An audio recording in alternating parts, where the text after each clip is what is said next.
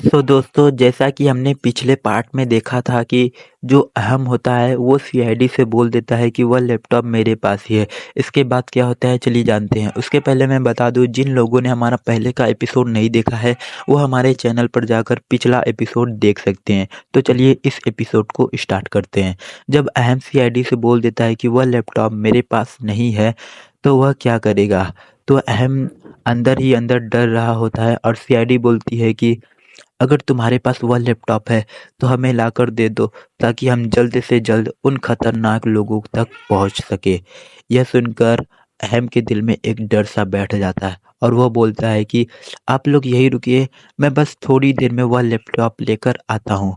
फिर सीआईडी बोलती है, नहीं, तुम अकेले कहीं नहीं जाओगे। अगर तुम्हारे पास वाकई वो लैपटॉप है तो हम भी तुम्हारे साथ चलेंगे उस लैपटॉप को लेने।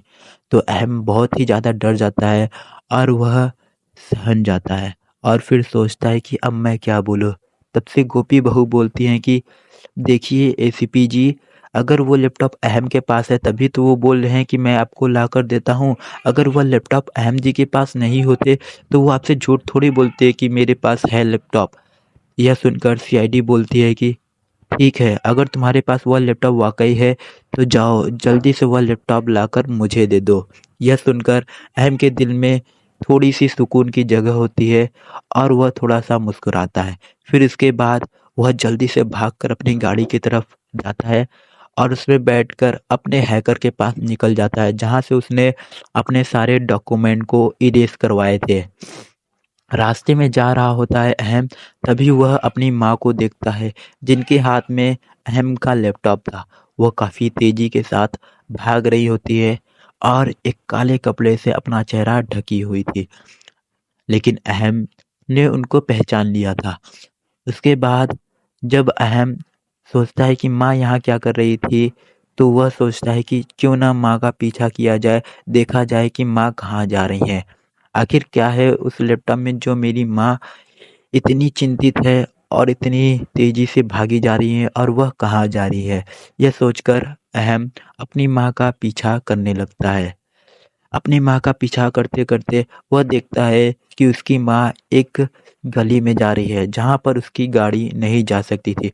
वह अपनी कार को एक साइड में लगाता है और उतरकर उनका पीछा करने लगता है। धीरे धीरे पीछा करने के बाद वह देखता है कि उसकी माँ उसी डार्क हैकर के पास चली जाती हैं जिसके गैंग ने उसके ऊपर आरोप लगाया था कि उसके लैपटॉप में फेक डॉक्यूमेंट है, बिजनेस के इलीगल डॉक्यूमेंट है। वह देखता है तो सोचता है कि मेरी माँ ऐसी हो सकती है, इसकी मैंने कल्पना भी नहीं की थी। वह देखता है कि जो डार्क हैकर था उसके टोपी पे एक सिगरेट का निशान बना हुआ था, जो कि उसी गैंग का था जो इलीगल तरीके से इंडिया में और उसके शहर में बिजनेस लगाना चाहती थी। और वह देखकर अहम सोचता है कि मेरी माँ ऐसी हो सकती हैं, क्या वह भी यही चाहती हैं कि मेरे एरिया में इलीगल बिजनेस लगे। यह सब सोचते हुए अहम छुप जाता है और देखता है कि उसकी माँ क्या करती हैं। इसके बाद वह जो कोकिला जी थी अपना लैपटॉप डार्क हैकर के हाथ में दे देती है। यह देखकर अहम एकदम आग बबूला हो जाता है और फिर दौड़ते हुए अपनी माँ के पास चला जाता है और उनको खींचकर एक तमाचा लगा देता है। इसके बाद क्या होगा, क्या होगा कोकिला का रिएक्शन? क्या डार्क हैकर को पकड़ पाएगा सीआईडी? क्या अहम अपनी बेगुनाही का सबूत दे सकता है? जानने के लिए देखते रहिए हमारा एपिसोड सीआईडी वर्सेस साथ निभाना साथिया।